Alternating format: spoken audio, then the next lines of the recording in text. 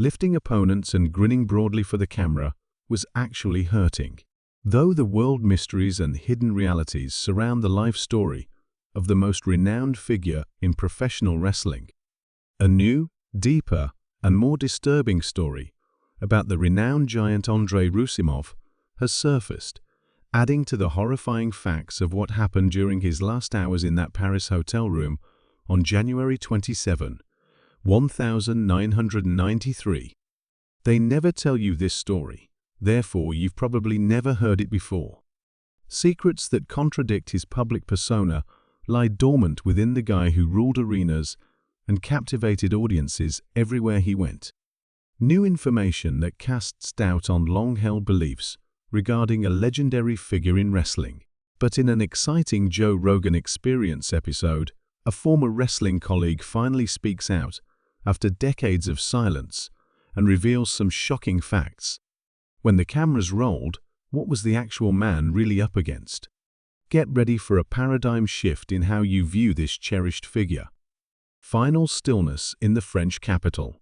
A sense of monotony and calm melancholy pervaded Andrei's last days until destiny had other plans. Andrei returned to France in January 1993 to grieve for his father.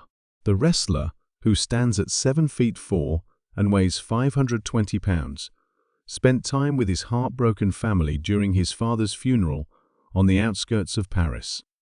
Going back to the US had been his original goal. However, he stayed for a few more days to help his mom celebrate her birthday and forget her troubles. This was an unusual break and return home for the towering superstar, who was accustomed to continual travel, but it would also be his final. A tragic event occurred unexpectedly in the morning of January 28, 1993. Andrei, who was staying in a suite at a fancy hotel in Paris, never made it downstairs. He let his chauffeur and some hotel employees into the room as they were worried to discover the enormous creature motionless in bed. In the middle of the night, he passed away on his own. The first reports were simple, almost neutral. The giant Andrei passed away in his sleep from what appeared to be a heart attack. The media reported that he was discovered in a tranquil state, but they did not know the exact time of his death. The death of a wrestling legend, whose career was defined by his on-screen persona and legendary in-ring exploits, made headlines around the globe. Publicly, it appeared to be a straightforward, though terrible, conclusion. After years of being under constant stress from his enormous stature, a beloved giant's heart finally gave out. At least it seemed that way.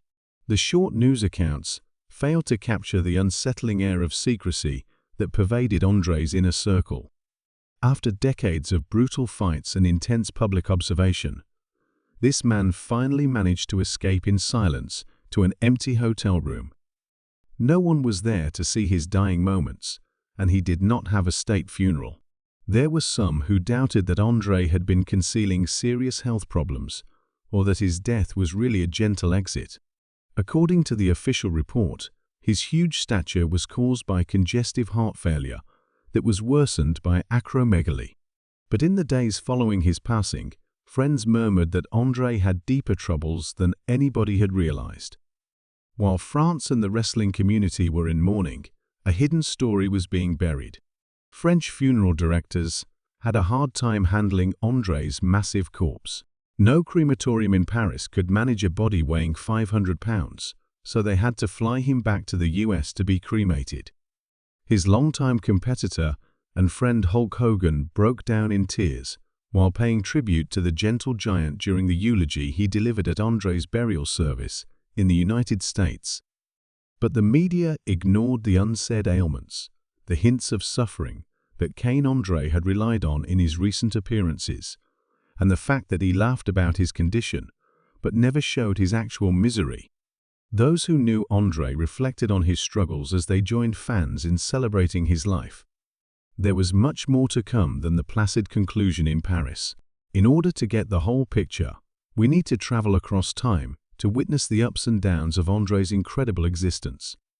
Endowed with immense size, a boon or a bane, A young man named Andrei Ren-Roussimoff grew up in a little French town before becoming famous around the world as André the Giant. He came into this world in May of 1946 at Colombier, France, and he weighed a whopping 13 pounds. The fact that André was unique was apparent right away. At 12 years old, he had already developed massive hands and was 6 feet 3 inches tall, making him head and shoulders above his peers. The little giant astonished his fellow villagers in the small town of Molian, where he spent his formative years. He was considered a local marvel by some. No one knew what to make of this mild-mannered youngster who just kept getting taller. Even though he was towering over everyone, little André was cautious and friendly. Even though he was just a teenager at the time, he was already strong enough to assist out on the family farm and handle tasks normally done by adults. He attempted to blend in as best he could, loved playing cards, and was great at practical pranks. However, there is a well-known anecdote from André's adolescence that illustrates how society couldn't always handle a boy who appeared to be a fully grown man.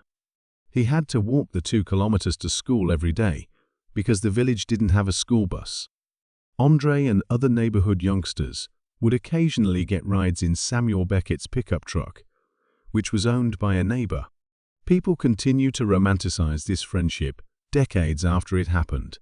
Picture the author of Waiting for Godot as the personal chauffeur of a potential wrestling icon of the future. Assisting a student who was too huge to fit on the school bus was actually just an act of charity.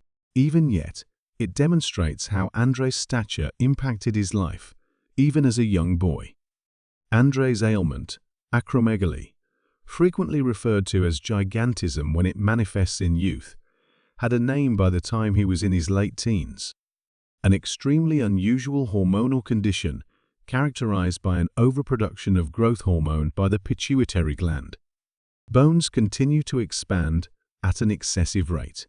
Person's size keeps increasing, particularly in more remote parts of France.